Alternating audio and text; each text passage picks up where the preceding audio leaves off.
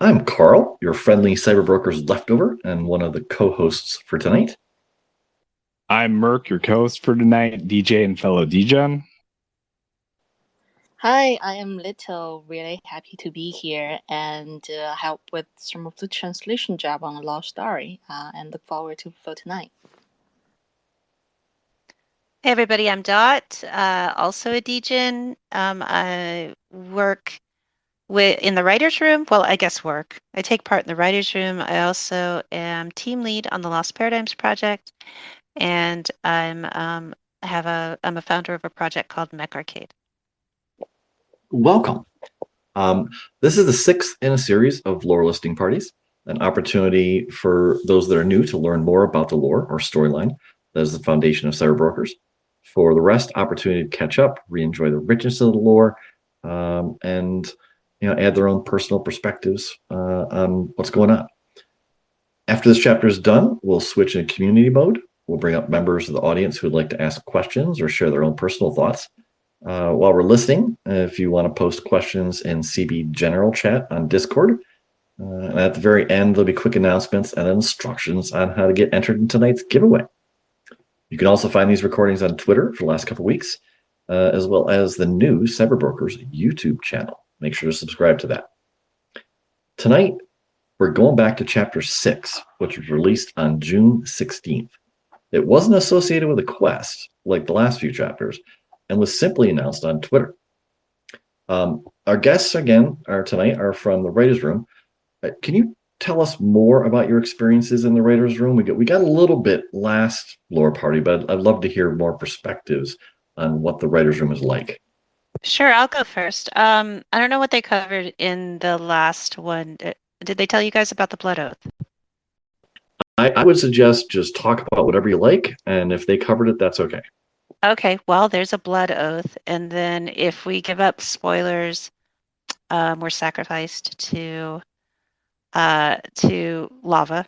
And no, but really, I think Mimnock was keeping an eye on people that were creating lore and pulled us into the writer's room. You could ping him, and he put together our little ragtag group. The experiences with the writer's room is fascinating. It's wonderful. I really enjoy it. It really favors people who are self-starters.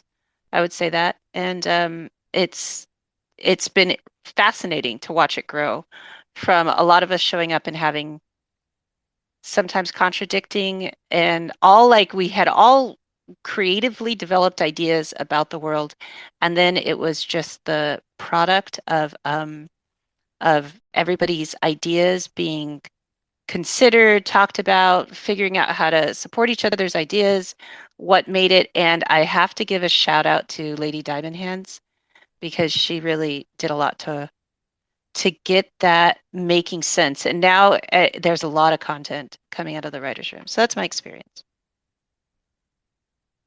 And from my end, I think I was involved around the time period of like chapter 5 or 6. So I still remember when I got invited into the room, and I was so impressed by amount of energy, passionate, and all the creativity and innovation happening in the writer's room. Everyone are just sharing the thought, and sometimes we debate, sometimes we brainstorming. And then I also want to give a shout out to Lady Diamond Hand, because definitely there are a lot of like paperwork we need to coordinate in the meanwhile, just to make sure we can capture everyone's idea and kind of like consolidate them and calibrate them. But overall, the experience has been amazing. And I've been like in Discord for many different community, and I just want to shout out to everyone from both the writers room and from the whole community, because literally we're writing the story together, and that's the most unique part I think like Cyberbroker bring to our life. And Little, as you mentioned earlier, you are the one who is translating the lore into Mandarin Chinese. Is that correct? Yep, I am. So how is it in, under seeing it not only in English, but now in your native language? Well, I recall I had a meeting with Chris the other day, and we had a discussion about sometime when you see an English version of law or story, and then it's really easy for you to vision it, like in a picture or in a filming way, but then you need to translate the whole vision or filming system back into a different language system, and then require a lot of thinking and best way to translate them. So what's your question again? Sorry, I had really bad memory. Oh, no worries. Just, the difference in reading it in English versus, Oh, your native. And to be fair, it's probably not an easy question because you're translating it. So yeah. this, Yeah, so I will tell you, the first time I read Law Chapter 1, I really had trouble to really understand what the picture is looking like. And that's mainly because it's beginning of a new story, and I don't have previous ground setting to understand the background of the story, everything. So it took me a while to reread it to kind of visual, oh, that is what the team want to present. And then it actually bring to the translation part, because many of other language speaker, they just had similar problem, and people reach out to me, ask me, hey, what does this part mean? And then it actually triggered me to think about, let me just translate that into a different language. And then that way I kind of use the visual and the filming part as the interconnect part. So you will imagine I have one screen showing the English version, and then it will kind of producing the filming in front of me, and then I change that filming into the Chinese version, and so that people can vision the same filming I'm looking at. So from my end, I kind of I don't see the difference because I'm collaborating the difference every single second I'm translating them, and the goal is really to mirror the vision and mirror the filming to the best effort I could. awesome. Yeah. And thank you for taking on that task. Um, Dot, you're also involved in a little something else called the project Lost Paradigms, which is also from the community fund. Do you want to talk about your involvement with that at all? Yeah, it's been, I think it's okay. Well, it's been fantastic. I love Lost Paradigms. If anybody that's in the audience right now gets a chance, go and check out the Twitter. We have these incredible artists, Visual and Gabriel, and what they're doing is interpreting the lore into these visual landscapes. So there's the strip as well as the Merkle Tree, which you guys heard about in the last chapter, and several more. There's Magnetic and Tombstone, Moss Falls, and then these are all going to be generatively combined into just these really beautiful banners. We've done generative tests on them, and they've been incredible. So the really fun thing about that is that I'm the source of the lore for Lost Paradigms, and then then the writers' room will see something that Gabriel's created and integrated into the story. So there's this really beautiful back and forth of creativity on both sides, except that I really run the risk of accidentally leaking things because the Lost Paradigms team does not have access to things that are happening at the same time. It takes time to create these scenes. So that's a crazy concern. But everything aside from that is fantastic. But I've really enjoyed that process because it's one is storytelling and the other one is this visual storytelling. So it's just a ton of fun.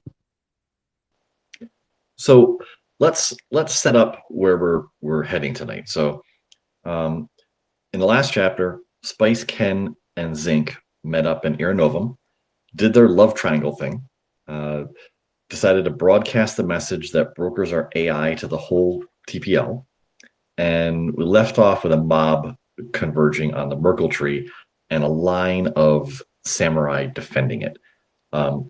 So, it, any input on from the writers room, like how we got to this point, and then we Yeah. can kick things Wait. off. Yes, and I have something else I kind of want to share. I don't know if anybody in the audience has gotten a chance to read the newspaper that the team put out for Era Novum for the party in NFT NYC. But there is there's an article in it, and I'm just going to tell you guys the name of the article. It's called "The Art of Nash," and it's by Pearson Watkins Heathcliff. And something that's really, really fun is just these Easter eggs that's kind of like littered through the lore that at this point people don't even fully recognize it. But the article in the Era Novum newspaper has one of the articles. The author is writing about. It's a really, really great article. If you have the newspaper handy, I would read it. But in it, he just starts kind of going off in this pedantic complaint about how somebody has stolen his pearlescent luxury sedan. And so just keep that in mind, or if you have the article, I would look at it. That's one thing I just kind of want to mention before you start it off. Teaser. Okay. Little, anything for you from chapter 5 that you thought was important that we should talk about before we kick off 6? Personally, I think chapter 1 to 5 are kind of like ground settling for the story and the background. Until chapter 5, we have a basic understanding between the relationship, of the relationship between the key character. Like, hey, we know there's something chemical, like chemistry happening between Zinc and Spice, and then way ahead we know like Ken is related or connected quite deeply with Spice as well. And then also we were told the background about, hey, everyone is AI, and they kind of like setting the foundation for all the story happening after that. And for me, chapter 6 is a bit unique from chapter 5, because 1 to 5 kind of give a general background and then tell you the potential conflict between each character and also the basic storyline, basic story foundation. And then from chapter 6, what I feel is that it kind of take a pause to go back to what Spice feel in her soul, and then before more conflict got bring into the law story in the later chapter. So I took chapter 6 as a really unique one, as the groundbreaking part between the foundation setting and the future conflict. Oh, wow, that's a really interesting way to look at it. And it kind of dovetails with the idea that the writers' room took over with 5 and 6, right? Yeah, sometimes I think about that. I think there might be a natural connection from the fact that chapter 1 to 5 written in a way that starting from chapter 6 is written in a little bit different style, a different way, kind of like more community driven writing. So yes, to some degree I think that might potential leading to the groundbreaking or the resettling of a foundation part. Yeah. Okay. I want to get moving because I want to have us talk about the chapter. This was a great introduction. Thank you to both of you. Merk, could you play chapter 5 of the podcast for us? CyberBrokers, how a paradigm shift became the paradigm lost.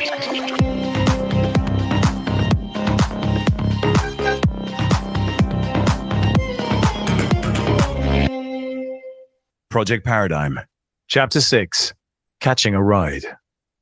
Spice stopped running. The bright flash of a flare unfurled in front of her as the telltale pop of a smoke grenade filled the street with thick gray clouds, half obscuring a nearby neon bar sign. The flare's plumes glowed neon red and blue against the black night sky. Torn placards and glass from smashed streetlights lay defeated in the road. Distant sirens and gunshots sounded like echoes from the past. Two looters called to each other as they darted mischievously into a dark alley, both struggling with heavy boxes of rare mech parts. A couple kissed against the posted wall on the other side of the street. The printed images of buskers and dreamers around them dotted with bullet holes. Spice scanned the otherwise empty street while she caught her breath. A moment of calm in the chaos. But only a moment. A flash cut through the grey smoke, drawing Spice's eye just before a hover car descended at speed, shattering the neon sign on its way towards hard tarmac. She recognized the long chassis and sleek contours of a pearlescent white luxury vehicle.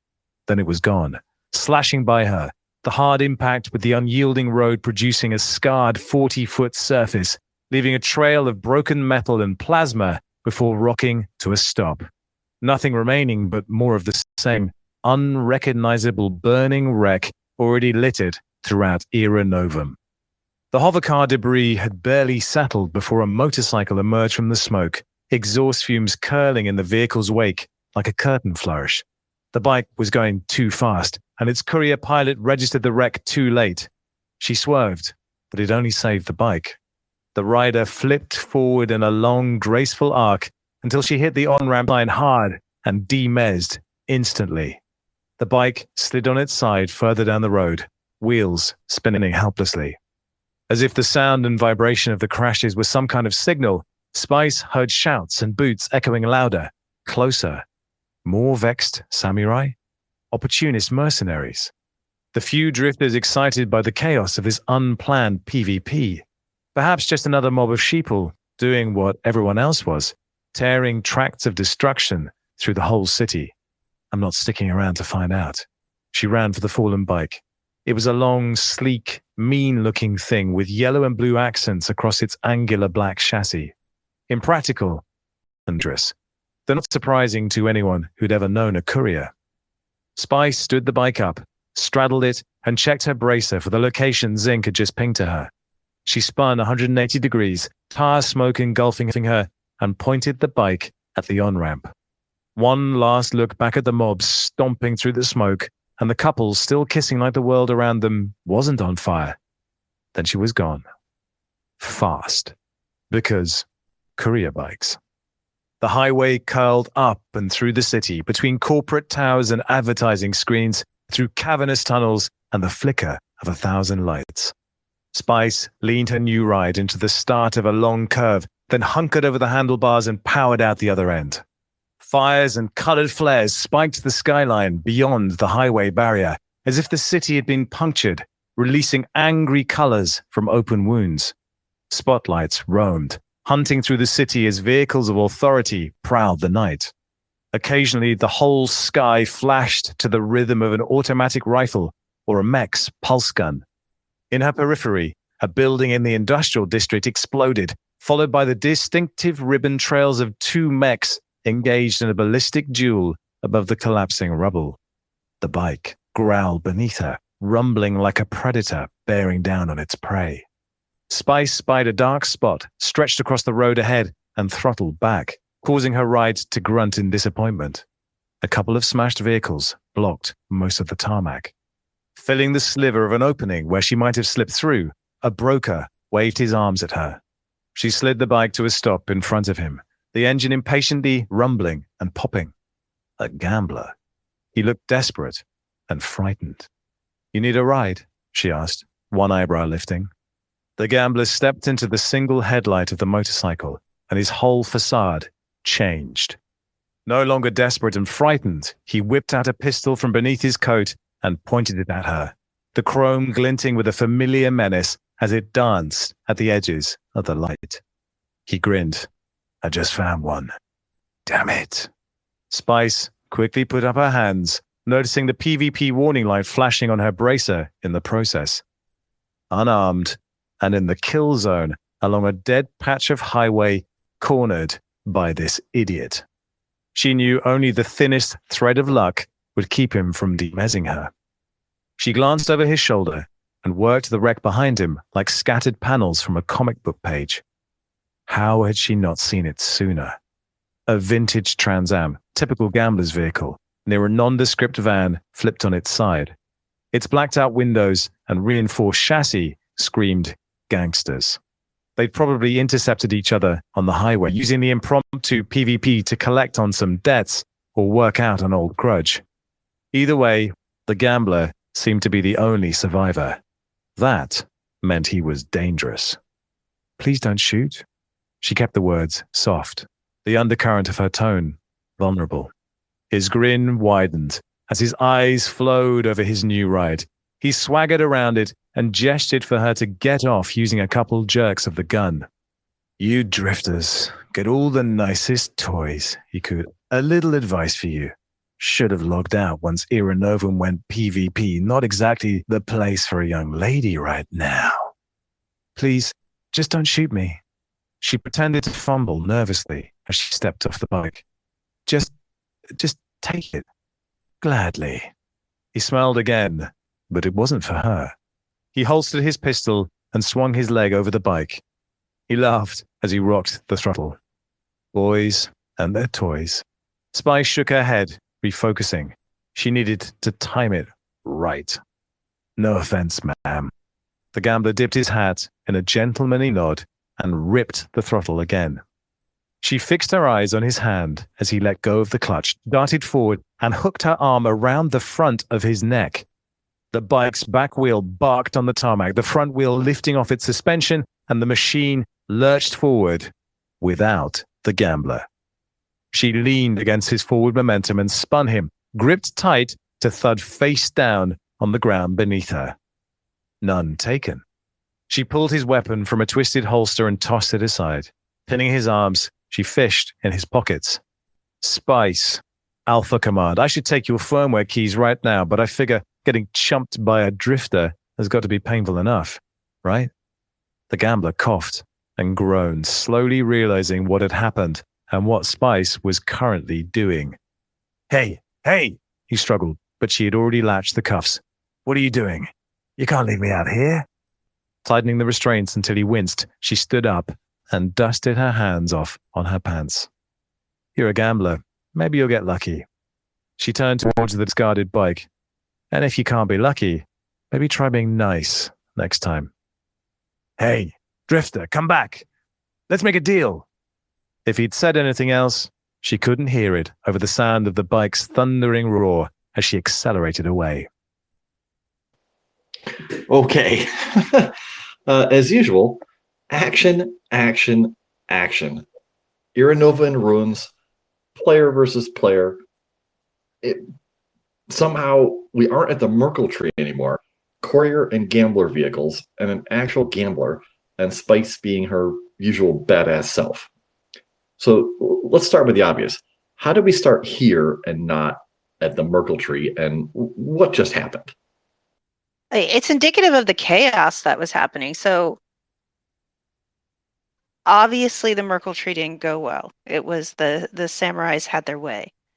And it's just complete mayhem from that point forward. So I think the idea is to sort of start at a jarring point. I have to give credit the all of the incredible action is Johnny, who just like writes action incredibly well.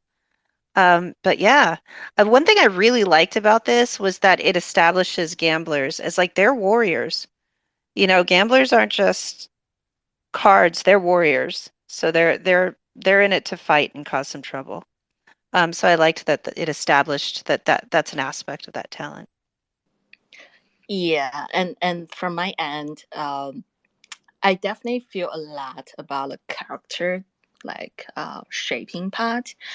If we still recall chapter 2, I think that's the last chapter that it gives so much description on Spicer's deal with someone. If you recall in the cowboy one, that she caught someone and then there are a lot of paragraphs describing what is happening, what are the interaction. And from all those things, you can see, that's Spice's personality, and she's really sharp when trying to deal with those people. And then back to chapter 6, you have another whole kind of half paragraph describing the sharpness that Spice naturally bring when she is in TPL. And then also like that mentioned, you can also see the character of another a different type of talent or interaction connection between Spice and like other people within TPL. So I think that is amazing. Regarding the story itself, I sometimes like I mentioned prior, I sometimes just feel like from the beginning to where we stop here, a kind of like perfect timing for Spice to reset what is going on in her mind. Because in chapter 5 there was, you know, all the mess going on, everyone, all the broker there, and all the drifter probably know we like broker are AI. So everything is in conflict, everything in a mess. And then I love this like part we just listened to. It kind of like giving back the attention and vision back to Spice, and you can see a lot of description on her action. And then before like further like, well, she was looking for Zinc, right? She probably gonna find her or find Zinc soon. But like before that, there are a lot of things happening both like mentally, emotionally, and in action in the part we just listened to. Did I mute myself accidentally when I was talking earlier? No, you're No, we good. heard you. That was great. Yeah, thank you very much. That was awesome. Let me talk about this before we get to the next part, because well, we won't want to talk about it once we get to the next part. But somehow there's this bombshell that brokers are AI, and yet at the same time, all us real people are talking about is Ken versus Zinc. So was that something that like got started in the writer's room, or that just happened naturally? You mean how Zinc is sus? Did that get started? Everyone has their own opinions, but yeah, how did the divide between us holders come about with Ken versus Zinc? I mean, like the holders would have to say this. All I know is it came down to Zinc and like who's going, Zinc and Ken. And the holders were like, Ken, let's pitch him to the wolves. Well, but that comes that part comes later. But I'm talking about the whole Ken versus Zinc actually started here, because it was again, you know, all of a sudden this new character Zinc, you know, is right along Spice every time, and you know, poor Ken's out the door and can't speak his feelings. Yeah, that's how I feel about it too. What Like about you, Will? Zinc just came along out of nowhere. All right. And he didn't seem very surprised that he was a broker. I'm just going to say he seemed to take it a little too in stride. So maybe that's where it started. What about you, Little? Well, I think between chapter 1 and 5, there's a long preparation about Sync will come to the main stage, and there has been debate and natural preference on hey the Ken army and the Sync army. We also. Well, I still recall there was some brainstorming about hey who Sync really is, and why Sync sometimes turn to be really calm about some of the thing that might not be a calm thing to other broker. So we kind of like had that kind of brainstorming discussion. And what is really interesting is that even while like people write like literally writing the character and writing the story, you can still feel about the part that people are not just writing, people are trying to feel what this character should be, and then trying to, you know, fulfill the character. And for me, uh since chapter 6, like I mentioned, there are more conflict point being created. If we think about later chapter, which I don't want to go too further, but basically at one moment, I think love and emotional attachment actually to a lot of degree connect to memory, our memory and what happened together, like we had with someone. And then we can see that Shank having his moment, whether it's a date, second date, and then here, like in a mess that he is along with, like Spice, and Spice was trying to find Sink after the mess. So Sink is having his moment, which I think Ken gonna have his moment as well. So what I see is more like a diversified vision or like presentation of hey, each character will have their moment, and we'll see how story and especially how love part going. Interesting. Yeah, it almost feels like there were two conflicts set up on purpose. Brokers are AI and the love triangle, and we kind of got to pick which was more important to us as readers. And it's interesting that the majority all kind of went the same way. Let's come back to Spice as a freaking badass. So does this come up in the writer's room about, making sure that, how she comes off in a certain way? Is that part of the dialogue? Not with Spice. I think like this does come up with other characters, but with Spice, I think that her characterization is so solid that she is a badass. That it's just like very natural. It doesn't come off as like, no, she has to be more badass. It's like nobody would dare not make her a badass because it's just so purely who she is and what her character is. Especially within the TPL, like she's in herself in the TPL, like she's fully herself. So that's really comes about in just kind of, I would say, every scene, and how we deal with Spice all the time. Yeah, I will echo and agree the part that Spice actually are just naturally presenting herself. And I don't think there's too much intention about forming that what she need to do, what she has to say. When I reading all the like story law, like all different chapter, you do see Spice can be acting and say things in different way. Like back to chapter 6, you can literally see she was literally like, please don't rob me, that kind of personality, and she can play. And back to the previous chapter, that if we recall the original world that Spice is living in, it's really cold and they have to live underground to a certain degree, and she have heavy lift to do and perform normally, regularly. And you can see that she couldn't really be a lot of part of her in the real world he's living, because there's natural resource shortage, there are like human responsibility that she has handled. And even she complain about her job, she still do it. But then back to the TPL, you can see she's like fully expanding what she feel, and she's really acting on what she feel like to act. And that's one of the amazing characteristic that I admire Spice in the TPL, because she's really sharp, she's really smart, and she could be really cute sometimes. Yeah.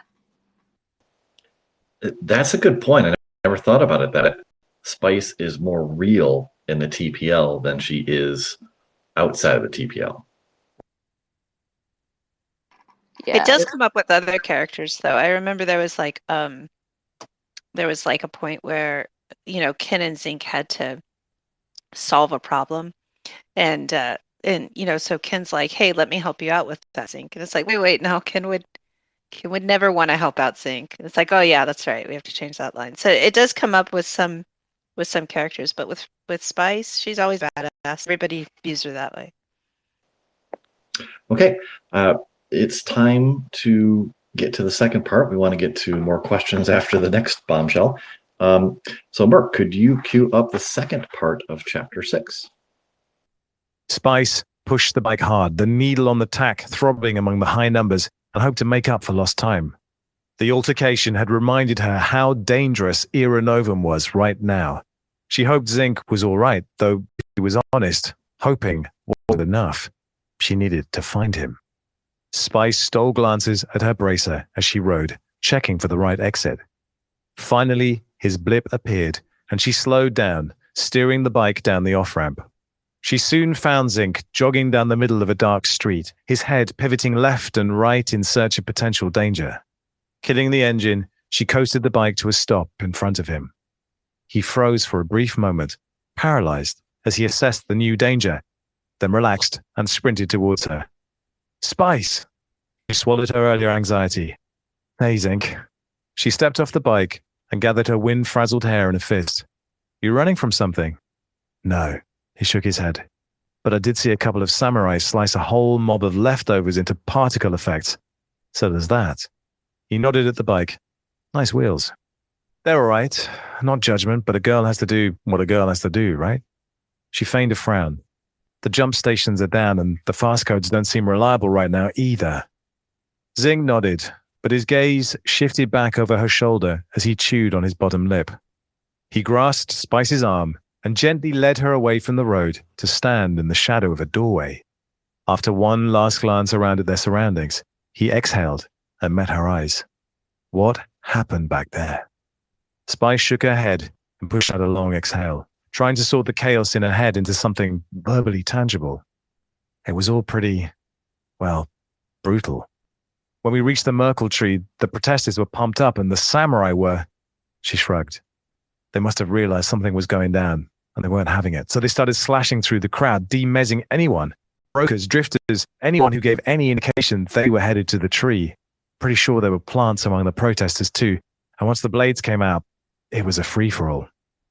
In the distance, a strange whizzing noise crescendoed, then blasted into a loud explosion, followed by the unmistakable buzz of recharging plasma swords and guns. I guess it still is. So I bolted. She drug her gaze back to his. And now I'm here. Zinc scratched his head, fingers digging through his hair in anxious sweeps. She had never seen him so shaken. Zinc? How did it all happen? He muttered, more to himself than her, and kicked at the ground. The whole city's PvP. Samurai have always had PK abilities, and it's easier to hack the safe mode than you think. Thousands of angry brokers. You got to figure some of them wanted to turn it off.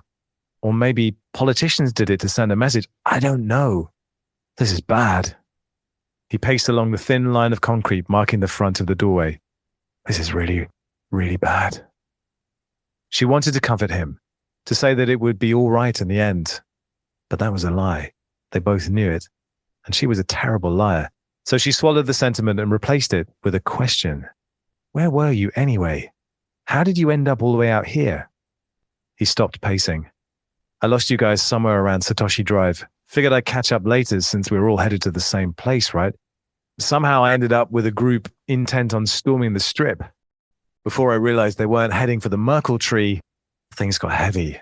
Once everyone realized safe mode was flagged off, all hell broke loose, and I jumped right out of there. Spice leaned against the door jamb. But why here? I've got broker friends here who aren't so good at dealing with this kind of thing. He gestured towards another bright explosion a few streets away. They have no place to stay, so I let a bunch of them into my apartment to make sure they were safe. Shoulders slumping, Zinc raised his eyes to meet hers, his lips a thin line against a stoic mask. Speaking of friends, where's yours? The guy behind this big idea, unironic Ken. Spice glanced at her bracer and frowned. Still nothing. I have no idea. I've pinged him 20 times now, but no answer. I don't think he's been demezzed. He'd have a public notification set up, but I don't know. People are getting dematerialized all over. I can't imagine how many wallets have been flushed. It's going to be an artificial bear market after all this. Forget the bear. He threw a hand out, gesturing to the fires in the distance. All of Era Novum's rezzing down. A gentle smile creeping across her face. Oh yeah, I forgot. Your cleanup crew. The corners of his mouth twitched, but before he could return her smile, the whine of several drones and the sharp commands of one samurai to another cut through their conversation. Zinc extended a protective arm, but Spice moved faster, slamming his body back against the doorway with her own, and pushed her face close to his. She stole a glance over one shoulder as the threatening entourage passed by, ignoring them in their search for some other target. She turned back to look at Zinc, still pinned between her and the door. So, his mouth a breath from hers, he muttered, "What now?" Zinc's face shattered into a jagged collage of neon artifacting. A horizontal split in existence desynchronized and drove a synesthesia of screeching static and ice shards into her back. Every nerve ending in Spice's physical reality immolated in a wash of technical garbage. Balance, weight, vision, sound. The world blasted away, leaving her consciousness flailing as it spun into the depths of oblivion. Spice! Zinc shouted from beyond the electronic buzz. He screamed her name again, but those 5 letters squelched in a long, high-pitched, rhythmic juddering.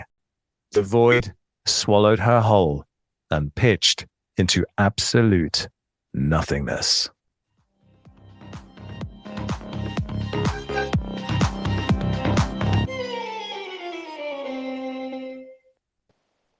Okay. Spice finds Zinc, more chaos, more details about Zinc, and Spice suddenly gone. What's up with the cliffhangers that are starting to happen now? Can you talk about that? First, can we just talk about, like, again, why was Zinc out there? You know, Go like, he ahead. was just kind of out in the middle of nowhere. I thought his explanation was very loose. And then he goes in and just tries to distract her with like closeness and possible kisses. I felt like that was happening. It seemed, again, a little suspicious.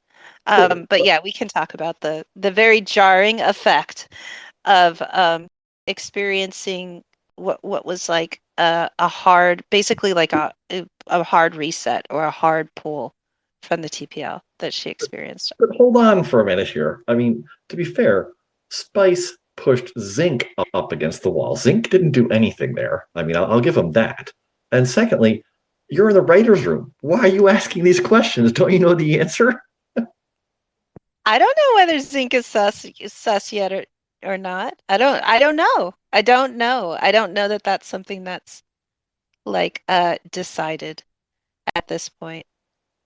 Yeah, so quick recall on the story from chapter 5, right? So when Sync heard the fact that, oh, broker are all AI, remember that Sync actually is not shocked at all. At least he pretend he's not shocked at all. So when the whole Merkle Tree happened, and Ken is definitely much more involved in the child. So if we pull the vision, the storyline back to chapter 6, it kind of like makes sense. Ken might be really into the whole protesting on like all the different things going in a mass, and then that's why they lost track of him. So you can see that they were trying to find him, and then clearly Sync might be more easy to locate, because even if we recall from chapter 5, he doesn't really seem like he really want to engage in all the math or all the trials. So he might just be relatively easier to locate for Spice. You do notice that Spice like mentioned, hey, well, she tried to find Ken as well. It's just Ken didn't respond. So that's why, like from my end, that's why I think it naturally present an opportunity for Sync to stay together with Bryce one more time. And then, while I couldn't say I'm like more Ken Ami or Sync Ami, but to be fair, this time it's really like Bryce trying to find Sync. And then echo what was mentioned here by Kyle, that Bryce was doing some action, Sync respond. And yeah, you can definitely feel kind of like chemistry being burning in a conflict environment. And then I think those are just in preparation for the future chapter, because the more conflict point, the more potential conflict point we have, the more emotional attachment, the more memory behind all the different storyline, the better the story potentially could go. Yeah. And to that point too, I mean, why wasn't Spice looking for Ken? Why was she looking for Zinc? He looked for him. Well, she looked for him, right? I thought he looked. Spice looked for Ken more than 20 times, and I thought Ken didn't respond. Oh, that's right. Okay, I forgot about that. Thank you. So, but this is my whole point I was talking about before. Okay, the whole city's in PvP. We're seeing new brokers. We're seeing more about Era Novum. Brokers are AI, and what are we here talking about? Ken versus Zinc. Yeah, that's true. That's true. Fair enough. Fair enough. Okay. Well, I also kind of a cool thing that I thought this chapter that was established is that the samurai have PK abilities. As far as I know, the samurai carry something called deep hilt swords. And as far as I know, no other talent or brokers carry that trait of the deep hilt swords. So yeah, they have PK abilities, which as far as we know so far, they're the only talent that have that. So are those the deep hilt swords that give them that ability? Could you spell that word out? I'm not sure I'm getting it. The deep hilt sword? Hilt, Hilt, right? Yeah, so that's what's affixed to the back of the samurais. The cyberbrokers that are the samurai talent, they have deep hilt swords. So As this is Go ahead. interesting because this came up in the layer reveal party. Those swords actually show two layers. There's a layer with the sword, and there's a separate hilt layer, but you never see the sword without the hilt layer, but it's there. So is that where they get their PK abilities? I don't know. Just random connection of thoughts. Okay, so sorry. Back to what you were talking about. That was pretty much it. Just that I thought it was really cool that it established that about that talent. And so like that like PK abilities are pretty cool. So does that mean like they have PK abilities in non-PvP zones and all these things? And I know what you're going to say, Carl. You're going to say like, shouldn't you know this because you're in the writers' room? And I think that's the beauty of organic lore is that we still kind of get to enjoy the world building that's going on. And if you don't know this already, there are things like plot points or quest changes that are still kept from us in the writers' room as well. So that's part of why Ah, interesting. I wonder about these things. Okay, Little, how about you? What? Go ahead. Yeah, I just want to say that you can never know enough about the law. Like every single line, there might be a hiding story behind that, and like that's why even we're in writers' room, like there's so many amazing things going on. There are a lot of ideas being calibrated into the story. So, I would, to be honest, I will say that sometimes I won't be like 100% following because kind of like knowing everything bring down the beauty and the great feeling when you read it freshly out. So I think naturally there are just a lot of ideas like going around on every single log chapter. So I just want to quickly mention that. Yeah, it runs deep. Excellent point. So let's we're getting close to an hour. Let's talk about the ending. What's going on? She's gone, and she's not supposed to be. Yeah, she got like it's almost like she experienced a demise, right? But her world's totally shook at this point. And others were experiencing that. Yeah. And if I don't know what happened for the later chapter, no matter what, I love the ending of chapter 6 because it's a natural presentation of one of the biggest conflict that going to be introduced in the later chapter. It made all the reader to guess, oh my god, what is happening to Spice? And all the kind of like description and visual part about like Sprite's kind of like a trapped in somewhere no one can define where she is, leave a lot of freedom and room for people to guess, oh, what does that mean, where does Sprite go? And then later, when chapter 7 and later part get being introduced, it actually bring back a huge conflict point. I'm pretty sure everyone know chapter 7's like the title, the subject line, which is alpha for it's alpha for sorry, alpha god alpha sorry, alpha Phil false, right? Yeah. Yep. Phil safe alpha. Oh my god. Long day after working. Sorry about that. But basically, that's one of the biggest like conflict point, connecting even two different world like TPL and the normal world Spice is living.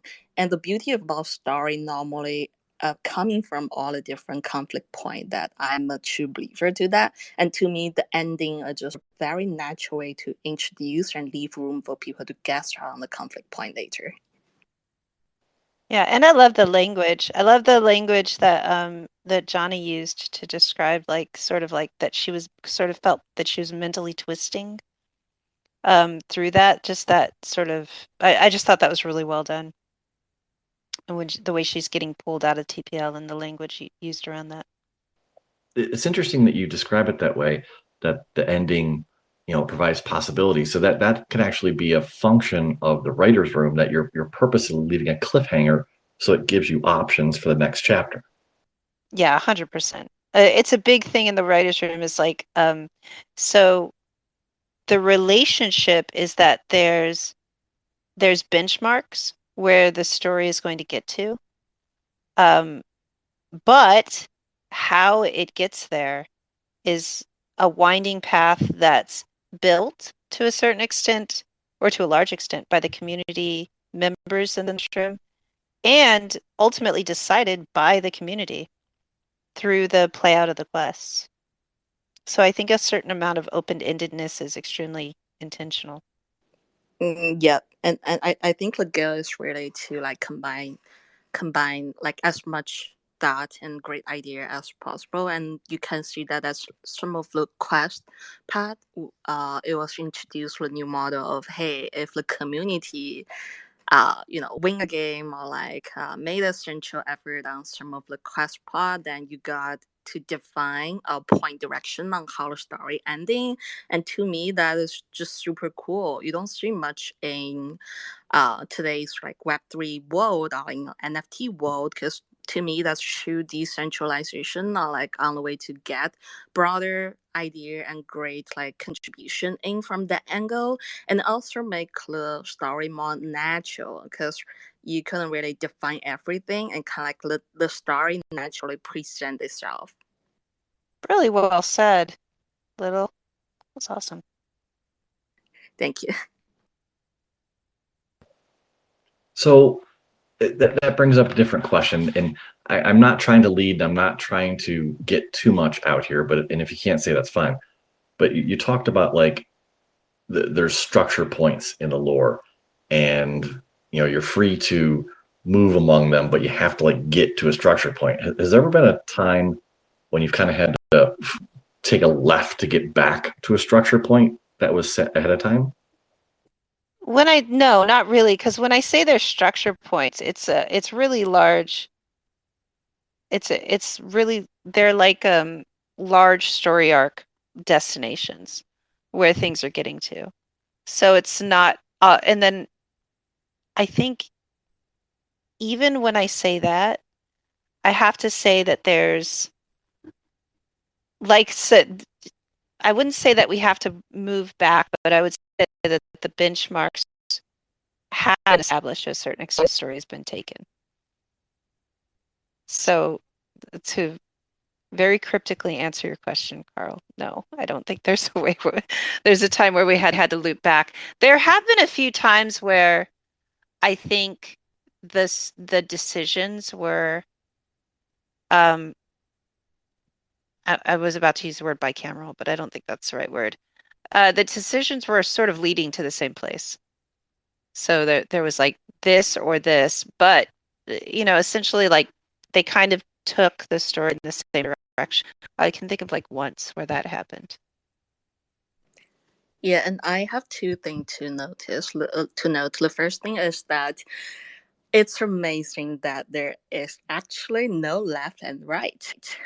So that means actually we had a lot of room to discuss and kind of make joint decision even some time.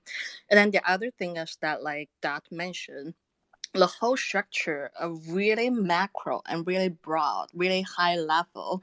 I it to a lot of degree are trying to shape the whole fundamental ecosystem or the whole universe that all the story are happening, rather than pointing quite micro part that, hey, this has to go that way, that has to go that way. So we had a lot of room to calibrate, share idea, and kind of like to move things around.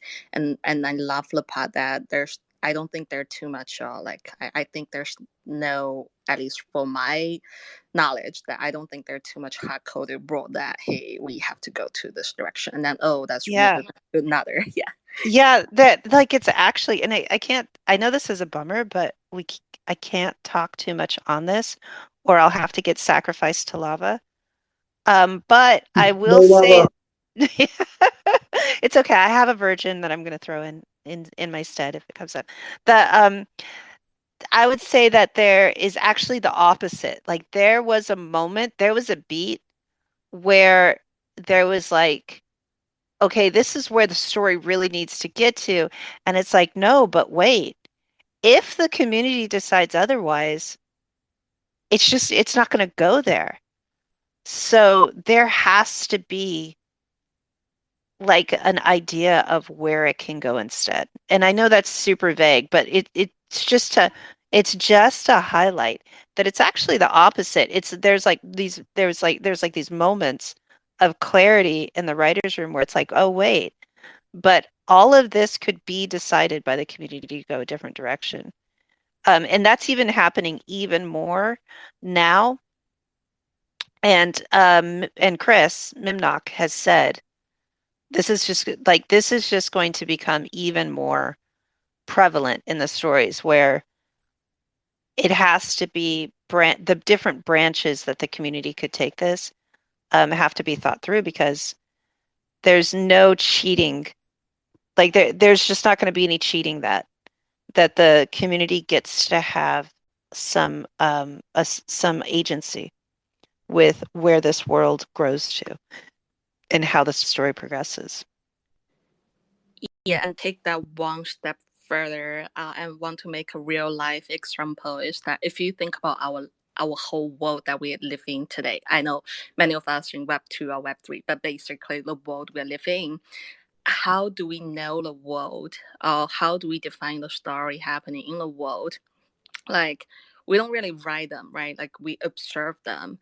And the part I love about CyberBroker law is that every observer are kind of like presenting or brainstorming or showing what they see in TPL.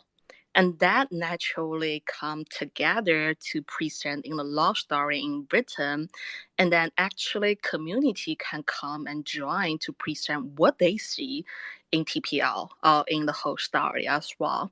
So it, to me, I feel like each of us in the community recorder, with photographer, with video taker, we are like all different characteristics, just like what we do in normal life, and we capture and we shape the world for cyberbroker. So that's the part that I really love about the law.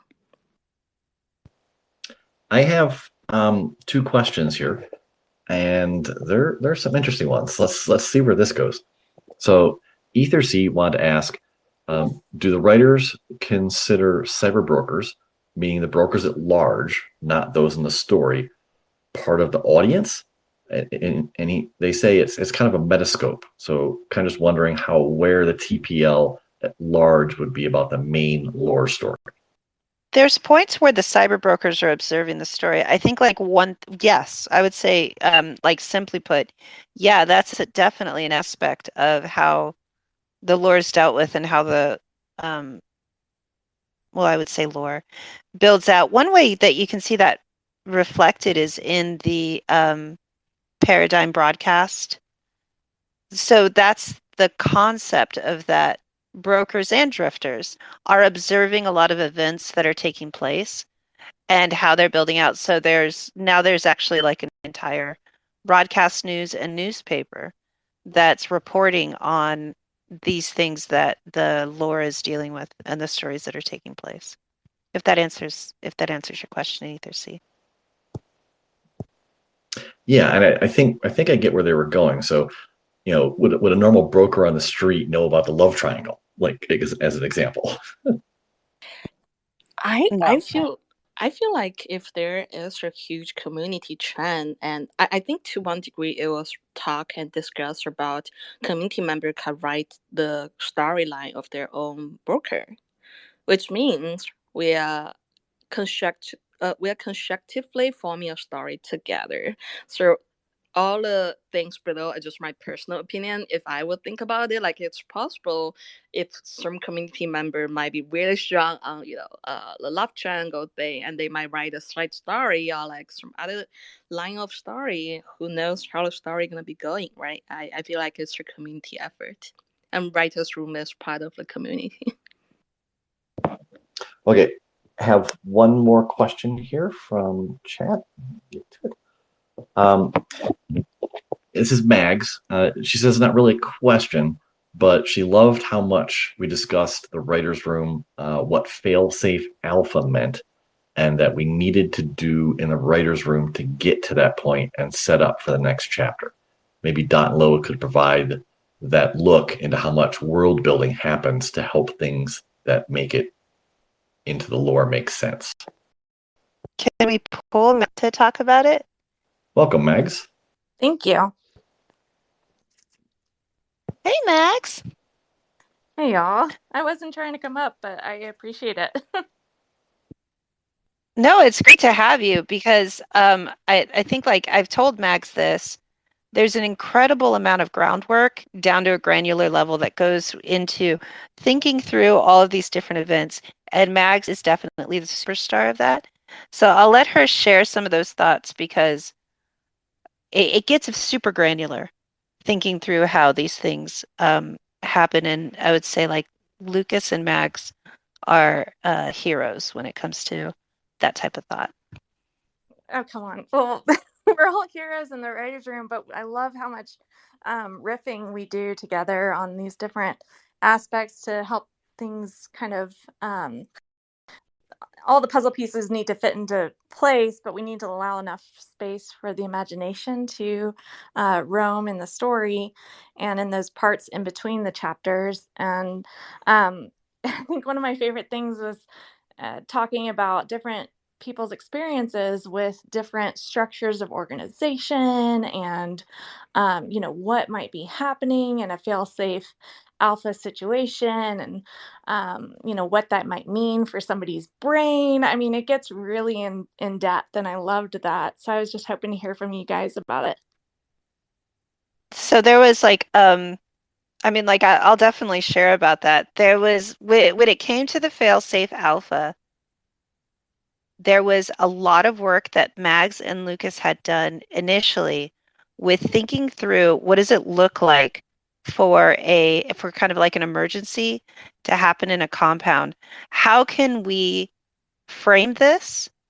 And what they concluded was a good framing would be sort of merchant marines and their experiences. And Lucas had experience as far as I don't know if it was with merchant marines specifically, but with ship life. And so there was a lot of work they did. I ended up watching like a good, I would say 7 hours of like ship life YouTube daily vlogs to get the idea of what it would be like in order to, but that's just like a taste of what we'll do in the writer's room to break down like, okay, what's a way to frame what this experience would be like for people in this world? Yeah, and aside from that, I think like in writers room, like Max, that like all the amazing writers just like come up with so many imagination, and they also come with a lot of material to share and better show like what they're thinking about. And I'm always impressed like when I look at them, like every single location, every single character, or like every single part of story, like people might be sharing a visualization or like further description on what things look like. So all the credit to you guys. Yeah. So that brings Well, go ahead. Go ahead, Dot. No, go ahead. It's just it is interesting, and I'm glad Max brought it up. But it's how much thought of like let's put down rails to this world, and then now let's look at how would this influence these essential heroes, right? Like these individuals that are formulating the world, giving like a and I really got this from Chris from Mimnock, of like having like heroes, you know, these characters that give access to the world, but it requires, I don't know if it requires, it's a ton of fun, but it's the work that gets done is thinking through all of these granular, like separate little details about populating like this entire world. Okay, Yeah. go ahead. Yeah. Sorry, and one more thing to note, and it could tie back to Kyle's question earlier about, hey, what do I see different when I read it from like Chinese Francophone, like just in different language system, and I remember like in writers' room, everyone care.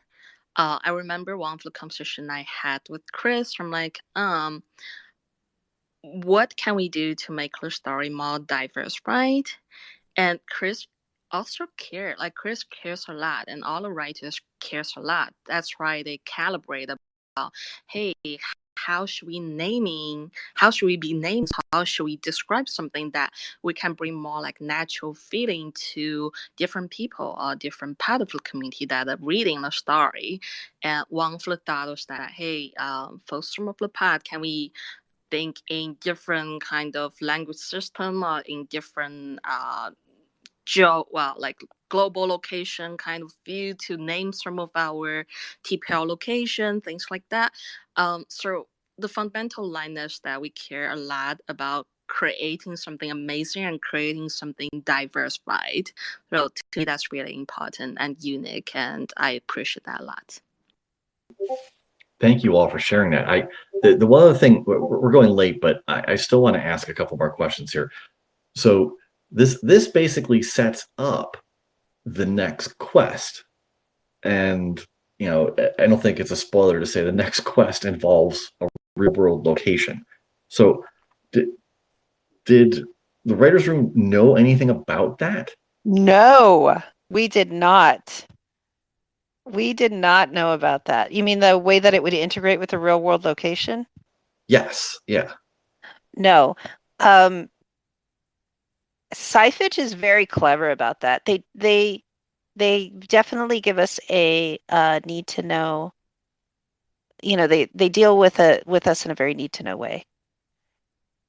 And it's good because it allows us to like surprises and like a way to get kind of like I still get to get some surprise and some challenge from the quests.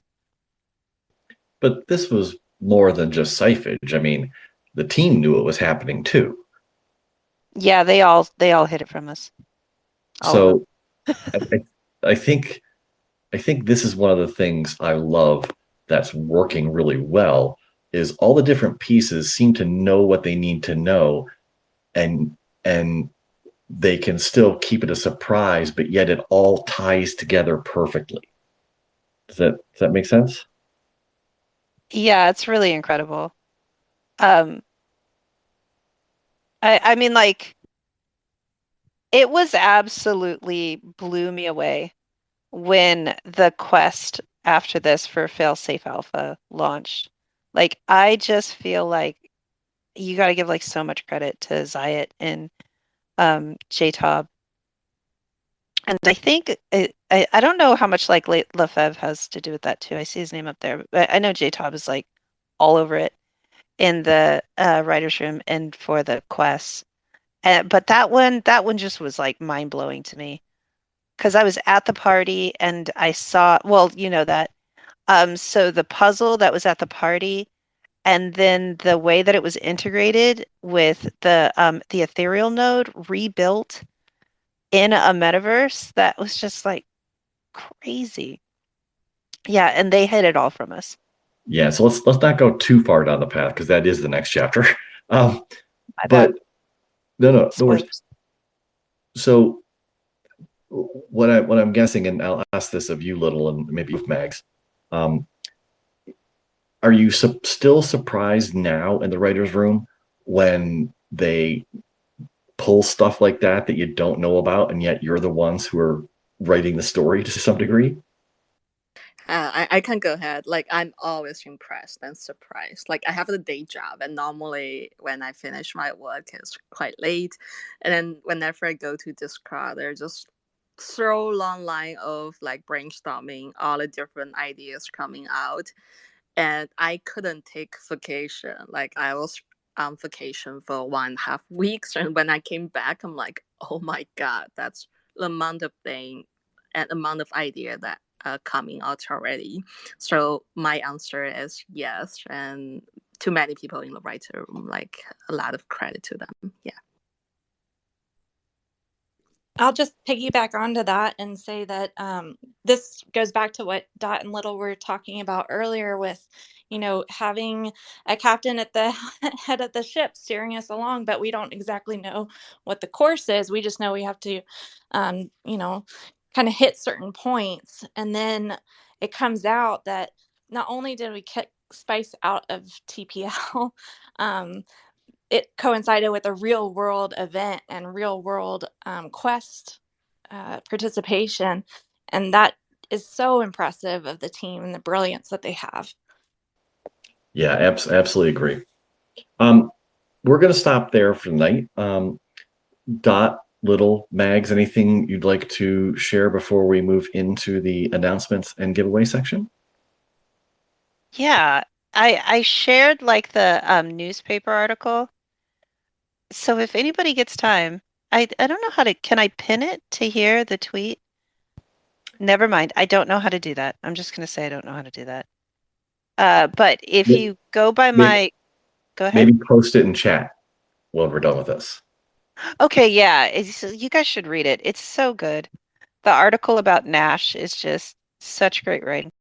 So I'll post that there because it's worth it's worth enjoying all over again. And then you'll see how it looped into chapter 6, which I thought was just fantastic.